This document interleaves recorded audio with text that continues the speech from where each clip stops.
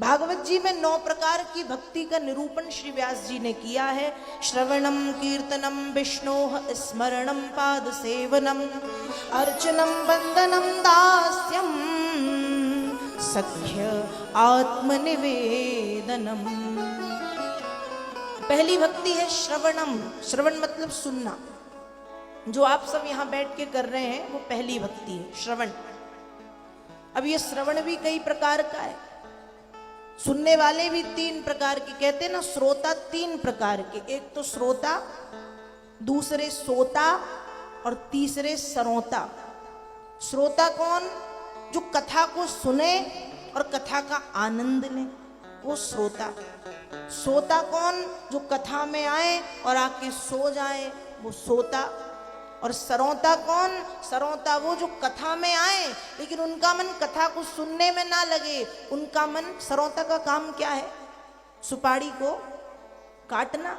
तो जो सरोता टाइप के श्रोता होते हैं उनका मन लगा रहे, अरे सब तो ठीक था, कथा अच्छी नहीं थी, सब तो ठीक था, पंडाल कुछ खास नहीं था, सब तो ठीक था, गर्मी बहुत थी, सब तो ठीक था, प्रसाद अच्छा नहीं था, सब तो ठीक था, पर संगीत अच्छा नहीं था, सब तो ठीक था, व्यवस्था अच्छी नहीं थी।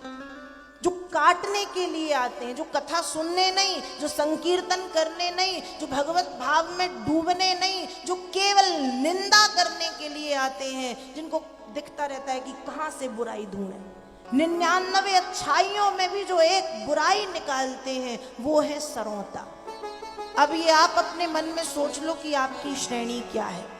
आप श्रोता हैं, आप सोता हैं, या आप सरोता है? अब वो मन की आप जाने, मुझे कैसे पता चलेगा? तो वो आप निश्चित कर लो कि आप किस श्रेणी में आते हो। खैर ये तो एक विनोद का विषय है। श्रवणम, श्रवण का अर्थ होता है सुनना। सुनना कैसे चाहिए? कहा कानों से सुनो, हृदय में रखो, जीवन में उतारो। पहला सुनना। दूसरा सुनना, कानों से सुनो, हृदय में रखो, समय आने पे जीवन में उतारो। और तीसरा सुनना, जो सबसे निम्न निकृष्ट श्रेणी का है, जो आजकल ज्यादा चल रहा है, इस कान से सुनो और इस कान से निकालो। तो भैया ऐसी कथा सुनने से कोई लाभ नहीं होता। इससे अच्छा ये इतना जो हम धन खर्च करते हैं, 3 घंटे 4 घंटे अपना समय देते हैं, उसके बाद भी कथा ऐसी सुनी कि इससे सुनी इससे निकाली, तो घर पे बैठो समाचार देखो। कथा सुनने का फिर कोई मतलब नहीं। 7 दिन की कथा अपने जीवन में कोई नहीं उतार सकता। बड़े से बड़े कहने वाले भी नहीं उतारते, लेकिन 7 दिन की कथा में 7 मिनट और 7 सेकंड की भी कोई बात यदि हमको अच्छी लगे, हमारे मन को छू जाए, उसको हमें अपने जीवन में उतारना चाहिए। तब हमारा कथा सुनना सार्थक है और सुनाने वाले का सुनाना सार्थक है। लेकिन कब? जब सुने और उतारें। ऐसे तो आप सैकड़ों कथा सुन लो, कुछ नहीं होना। लेकिन एक कथा भी सुनी, एक दिन भी सुनी, 3 घंटे में 7 मिनट और 7 सेकंड की कथा भी यदि अच्छी लगी और मन में उतार ली, तो मतलब आपको कथा का फल मिल गया। श्रवणम, सुनना ऐसा चाहिए। कीर्तनम, कथा सुनने आए तो कीर्तन करें, और कथा सुनने बस आए तब बस कीर्तन ना करें। भागवत में लिखा दूसरी भक्ति है कीर्तनम, कीर्तन करें। कीर्तन कैसे? ध्रुव जी के जैसे, प्रहलाद जी के जैसे, मीराबाई के जैसे, नारद जी के जैसे कीर्तन करें। कीर्तन करना चाहिए। आज लोगों को कीर्तन में भी शर्म आती है, खूब कहना पड़ता है, अरे गाओ, अरे ताली बजाओ। लेकिन यदि मोहल्ले में झगड़ा हो जाए तो माता जी इतनी जोर जोर से गाली देती हैं कि 4 घर के लोग बाहर आके खड़े हो जाएं। वो गाली गलौच, लड़ने झगड़ने में किसी को शर्म नहीं आती।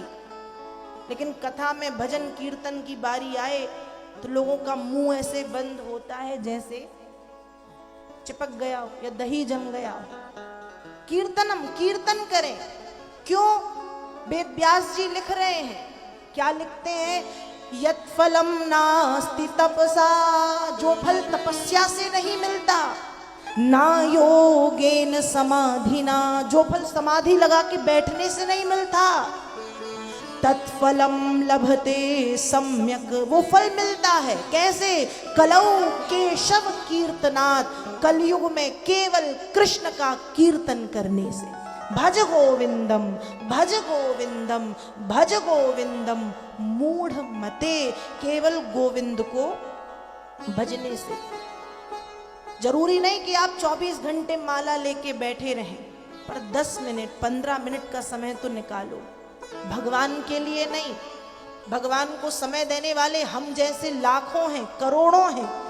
वो 10 मिनट अपने लिए निकालो और उसमें डूब के केवल कीर्तन करो, केवल कृष्ण कृष्ण कृष्ण कृष्ण, राधा राधा राधा, मतलब जो आपके इष्ट हैं उनका नाम कीर्तन करना चाहिए। कलयुग में कीर्तन की प्रधानता है, कलयुग में कीर्तन की महत्वपूर्णता है। गोस्वामी जी भी मानस में लिखते हैं, सतयुग त्रेता द्वापर पूजा मख अरुजोग, और जो गति होई सो कलि हरि नाम ते पावही। लोग सतयुग में खूब घंटों बैठ के पूजा करो तब भगवान मिलते थे। त्रेता में बड़े बड़े यज्ञ होते थे, वाजपेय, अश्वमेघ, बृहस्पति, सब अग्निष्टोम इत्यादि यज्ञ से भगवान मिलते थे।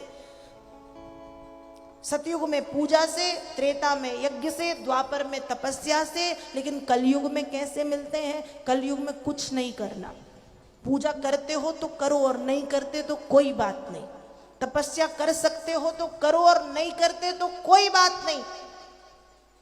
कलयुग में कैसे मिलेंगे भगवान? मैं नहीं कह रही, गोस्वामी जी मानस में लिखते हैं। क्या लिख रहे हैं गोस्वामी जी? रामचरितमानस में बड़ा सुंदर भाव लिख रहे हैं। बाल कांड में यह भाव बाबा जी लिखते हैं, कलयुग केवल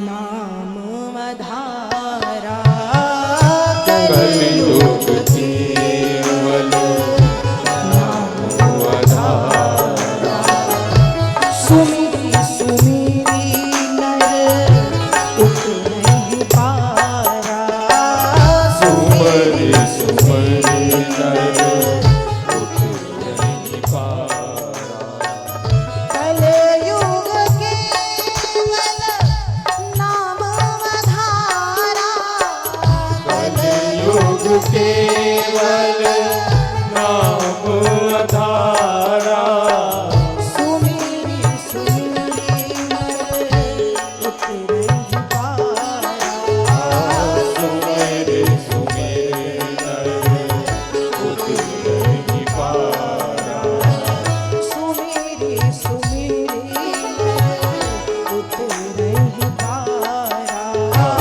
सुमिरी सुमिरी नर उतरहि पारा। तो कलयुग केवल नाम आधारा, कलयुग में केवल एकमात्र आधार भगवान का नाम।